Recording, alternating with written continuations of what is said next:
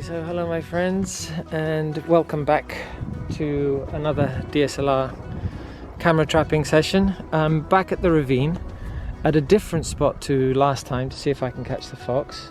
I managed to get up higher in the ravine where I was blocked last time by the fallen tree by going up the mountain track and then bushwhacking my way down again to a higher spot. And I've come across this location here where it's got an open view of the ravine plus a boulder here, and then it goes further up the mountain.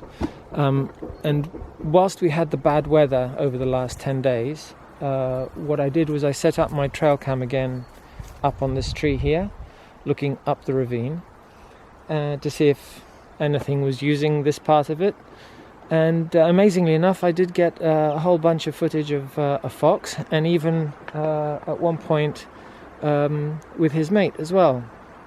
She came down. She didn't come too close as he did, and I have a feeling that he could actually sense the infrared coming off the trail cam, and which is why he was sort of coming down, as you'll see in the footage, coming down the ravine and poking his head up over this boulder and looking up at the trail cam, and then he'd leave and then come back and leave and come back, and he was just sort of testing it out, I guess, seeing what it, being curious, a bit wary.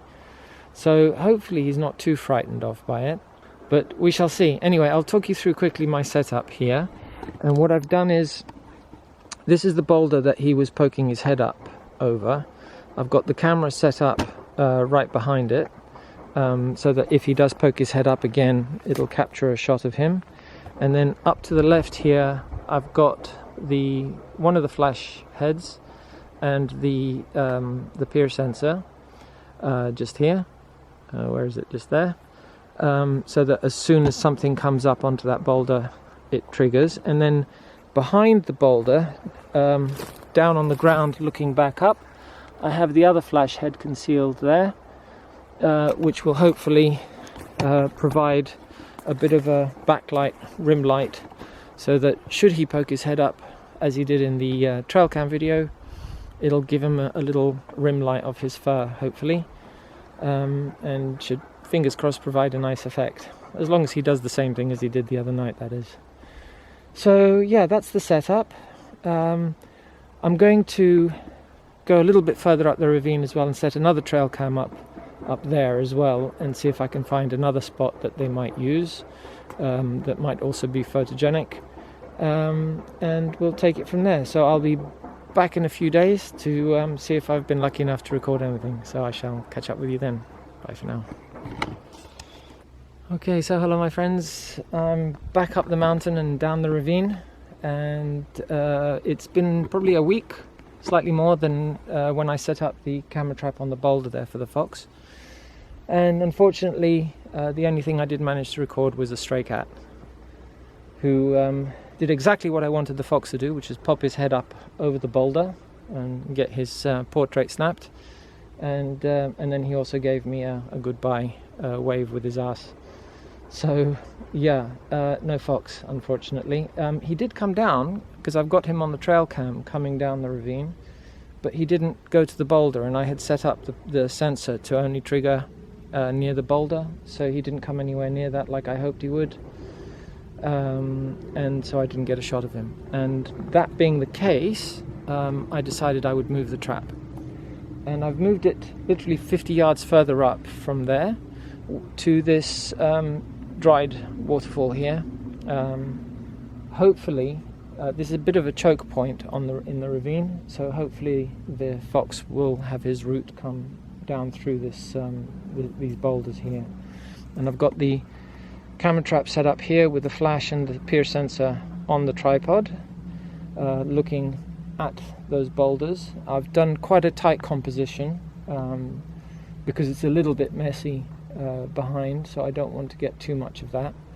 And I've got the other flash set on a tree back there somewhere to light the background here. And then the trail cam is on a dead fallen tree over here, surveying the whole scene. So that's the situation. I've switched out the batteries as well, so they're all fresh and good to go for another few days. at which time I'll come back and see if we have a result. So I shall catch up with you then.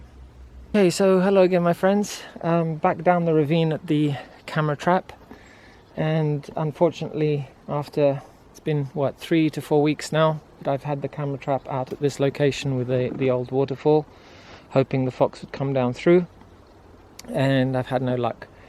Other than on one night when the fox did come, and this is where I think I made a mistake. I had the sensor pointing up the ravine in the direction the fox would be coming down, and it triggered too early, so flashes went off and he hadn't got into my point of focus between these rocks here, and it spooked him and he went off. So missed opportunity there, unfortunately. And then since that night there's been only a couple of shots of a rat, at least I think it's a rat, a cat and a dog, and that's about it. So I think after so many weeks here, I'm going to give up on this location and see if I can find somewhere else. So yeah, bear with me, and I'm going to pack up all the kit and head on further up the ravine and see if I can find somewhere else for it. So I shall catch up with you again in just a little bit.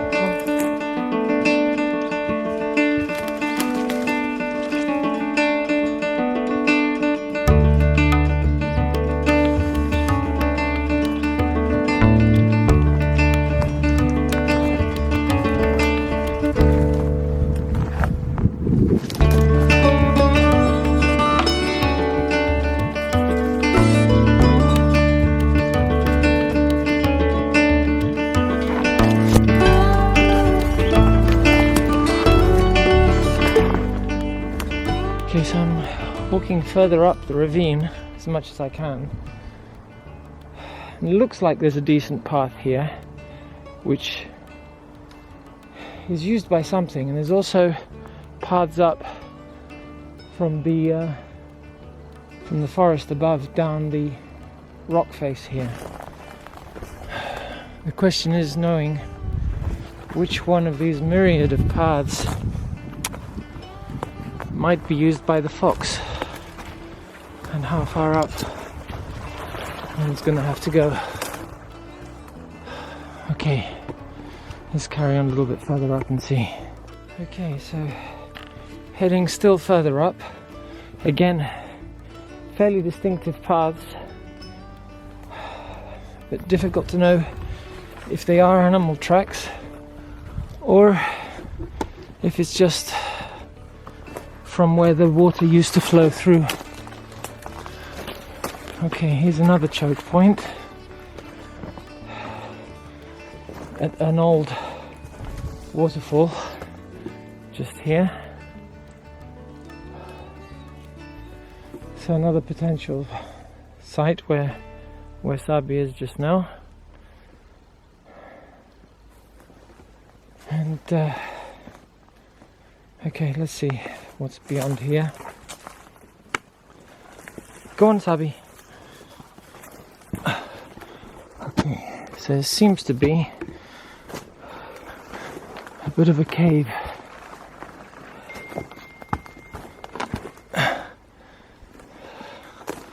Although there's so many cobwebs in it, I doubt it's been used for anything. It's probably just where the water used to come down here into this hollow, and then it's hollowed out underneath the rock face here. Okay,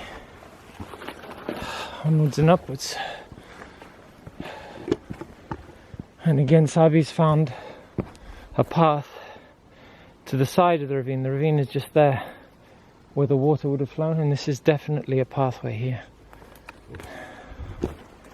So, let's see where this leads.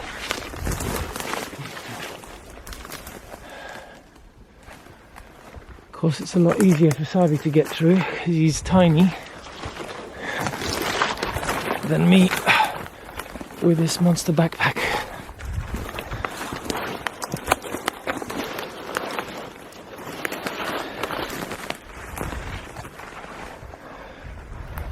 Okay, so again, definite pathway through the trees here.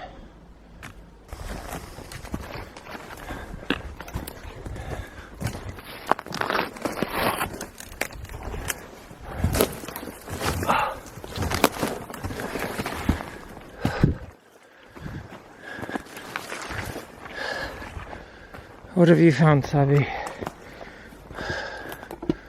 It's led out to an area that is not entirely photogenic, nor the best spot to set up a trap, camera trap.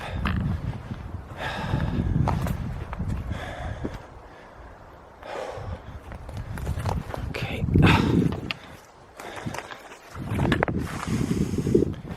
And I think, oh, sparrowhawk.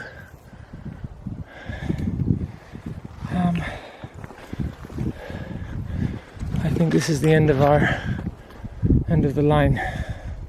It looks like it's too choked up by undergrowth further up from here. So that doesn't really leave me with many options, to be honest. What to do? Okay, I think we're gonna head back down again and maybe try at that second waterfall type place. Okay, bear with me. So I've come back to that second waterfall, old waterfall, in case I might set it up here. Yes, dog, thank you. Oh, thank you, Sabi. I love you too. Where was I? Yes, thinking I might set up here. And looking at the track, there's absolutely no reason why the fox would come down and step down onto the deepest part here. And there is the faintest hint of a path that comes around here, exactly where Sabi is now, just along here, and carries on down the ravine. So he's obviously on the edge, going across here.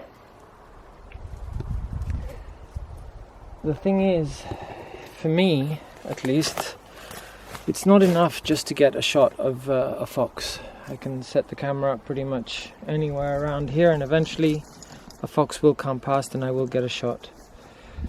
The thing is to make it a beautiful shot, and that's the difficulty with camera trapping. And trying to visualize how that shot might look and what might make it more different. And unfortunately here, it just doesn't look that great. It's just such a messy background here with this bush. I mean, if there was water flowing here, maybe it would look a lot better. But as things stand, where are you going, Sabi? You can't fit round there.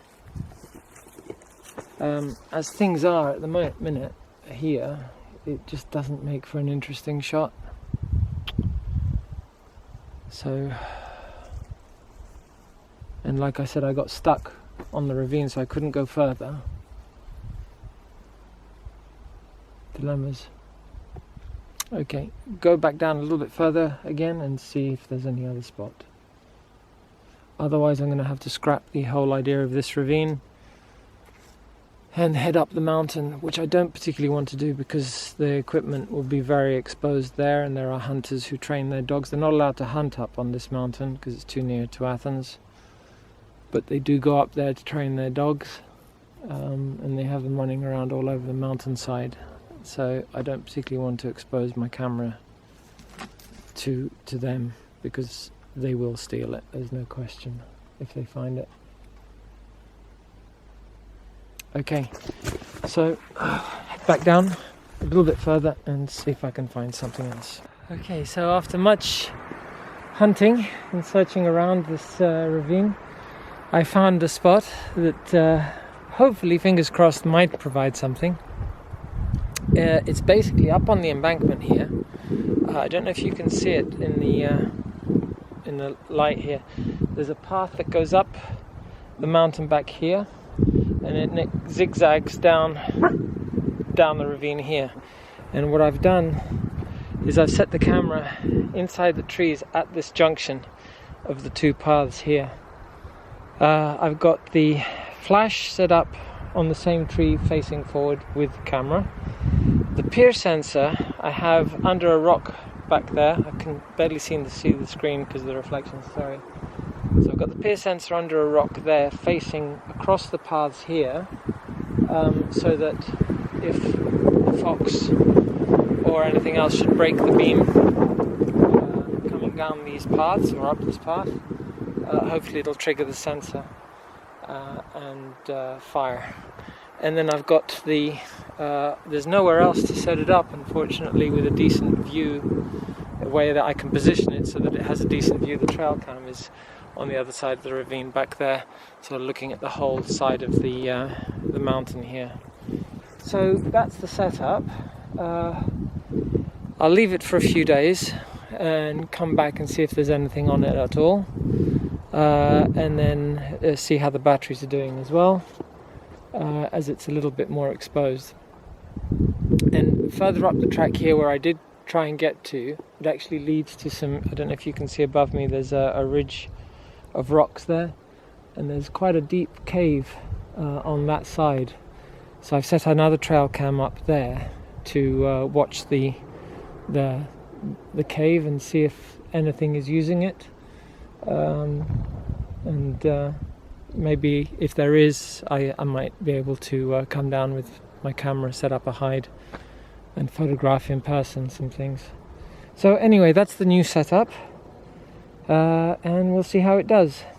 So catch up with you again in a few days, and hopefully some results. See you then. So hello again, and this is the last hello again for this video. As I've come up again to the ravine, to the camera trap, which is just up there, looking out at the path which is coming down the hill, and I'm gonna pull it this morning, and it's been here for a week, but in a couple of days time I'm taking my first flight in 2.5, 3 years, something like that, and going back to the UK for a couple of weeks of work. So I can't leave it here for that time, as it's too close to residential area, and I'm too worried with walkers and what have you, dogs coming down. So I decided I'm going to pull it, and whatever is on it or not is either on it or not. So it's been a total of about 2 months that I've been doing various setups throughout this ravine and not had much luck at all. So this will be last chance to see if I've got anything on it until I get back again from the UK. So I'm just going up and gonna have a look at the back of the camera. I don't know if it's still triggering or not. Still triggering? Oh, it is.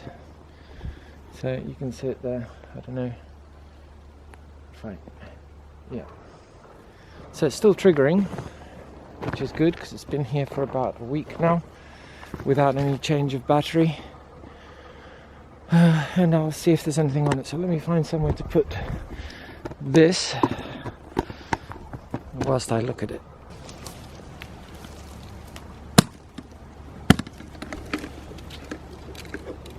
Oops.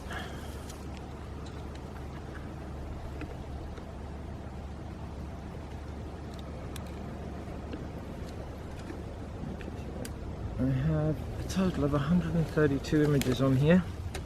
Just put this a little bit easier. The last few of which are me scrambling up now. So we'll see. Bear with me because there's 132 to look through. Me setting it up. The dog walking through it. Oh, oh, oh, oh. Oh, oh, oh. 30th image in, and I have a badger, which is awesome because I really didn't expect to have badgers up here. Ow. That's amazing. It looks sharp, it looks like it's been lit. I have to have a better look when I get back and it's in the half light as well. That's awesome. Okay, so carrying on. 2 shots of a badger, which could well be his home could be the cave system that I found up there underneath the overhang. So nothing that I can see, at least. It could be just a little bird or something that's triggered it.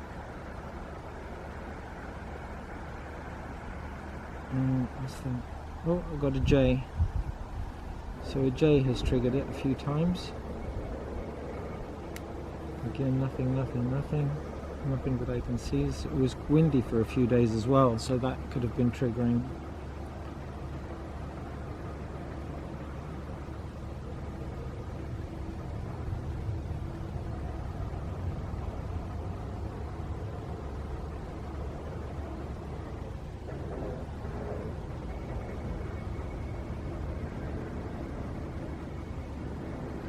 Okay, so then back to me arriving to break it down. So it looks like I've got 2 shots of a badger and a few shots of a jay as well. So that's cool. It was something. I don't know how good the photos are until I get them back on the laptop at home. So I shall have a look and put those up for you in a sec. But yeah, it's been a really tough location, this ravine in general, to try and get any decent shots. So yeah, so like I said, I'll be leaving in a couple of days to the UK for a couple of weeks. So I'll set it up again when I return, and hopefully the trail cam that I've left overlooking the cave system underneath the rock overhang up there might produce something, which means I can set the trail cam up, the DSLR camera trap, in a better location, or even come down myself and set up the hide somewhere overlooking the cave entrance. So yeah, I hope you haven't been too bored with all the various setups, and it's taken weeks and weeks and weeks just to get 2 images. But yeah, thank you for watching. Please do subscribe if you think you'd like to see more, as I do intend to bring you more videos such as this one, and some more traditional wildlife photography, long lens stuff. So yeah, thanks again for watching, and I shall catch up with you next time.